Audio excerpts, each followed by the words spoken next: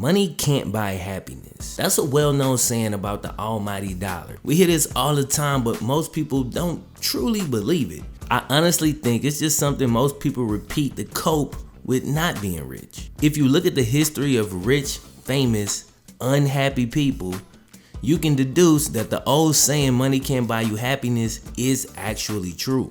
Anyway, the fact that most people don't believe it is the reason why cats like Johnny Manziel create such a divide amongst people. The Texas native who began his high school career playing wide receiver made the switch to QB during his sophomore year, and the rest is history. During his time as a starter in high school, he threw for 7,600 yards and 76 touchdowns. He also rushed for 4,000 plus yards with 77 more touchdowns. Alright, he grew up a Longhorns fan, and despite his Mr. Texas Football award, the Longhorns did not recruit him. There have been rumors that they wanted him to play DB, but Mac Brown said those rumors were not true. Now, Johnny committed to Texas A&M and became the first freshman in NCAA history to win the Heisman Trophy, amongst other things. He passed for 3,700 yards and rushed for 1,400, scoring a total of 47 touchdowns, bro.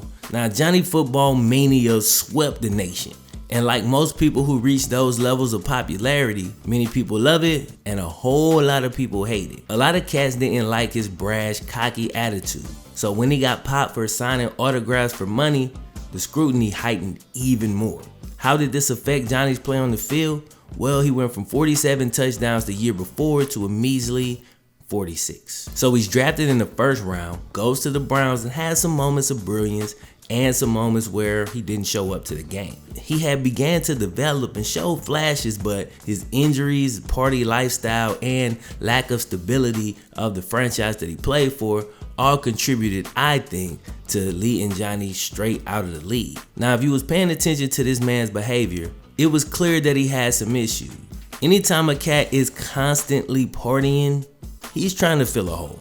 It even got to the point where he skipped the game and was spotted in a Vegas casino. Anyway, even if you grow up poor, which Johnny did not, once you make it to the NFL, fans think all your issues disappear. You get paid millions to play a game, so you're no longer prone to the same problems that the rest of us face. Anyway, the Browns released Johnny in 2016, and since then, he's had some public appearances where it was clear that he was medicating with something, whether it was alcohol, drugs, or the combination of the two. But Johnny's gotten a lot better since then, and his most recent public appearances, he looks healthy again.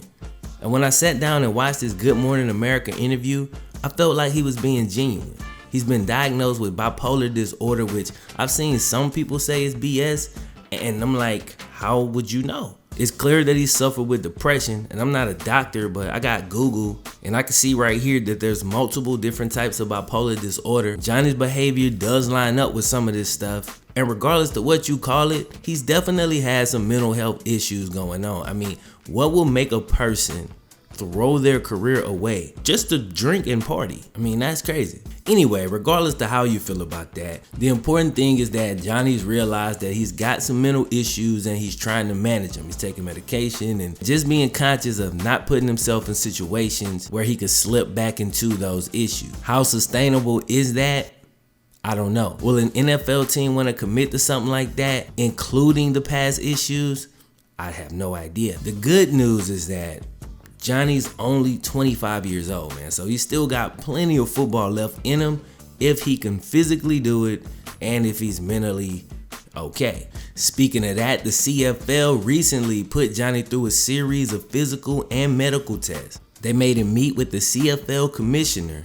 Then after all of that, on December 28, 2017, the CFL approved Johnny to play in the league. So apparently he passed their test. However, they were unable to come to an agreement. It said that the CFL offered him somewhere around $500,000, but they were unable to agree on the contract. Could have been monetary, could have been how long the contract was, maybe stability, maybe too big of a commitment, or any number of details in the contract. It's a lot more to contracts than just the total dollar amount. It's a lot more stuff in there you gotta agree on. So we really don't know exactly why that fell through, but the smart thing Johnny did, he kept that deal on the table until just recently, like in the last day or two, when he opted instead to play in the spring league in Texas. Now, the Spring League is a professional football scouting event and showcase that started last year. Their goal is to serve as an instructional league and showcase for professional football talent. Alright, 2017, it consisted of 6 games that was played in the month of April. This year is going to be held in Austin, Texas. So Johnny's going to be playing in the Spring League and he's hoping to get back into the NFL. Pretty much everybody speculated about an XFL stint,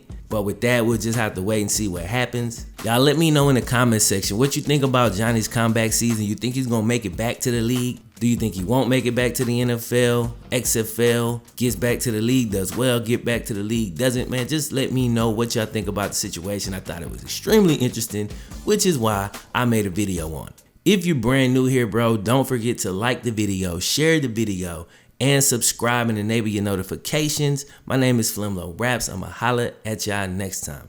One. Yeah, you'll never know quitter, 'cause I'ma go again.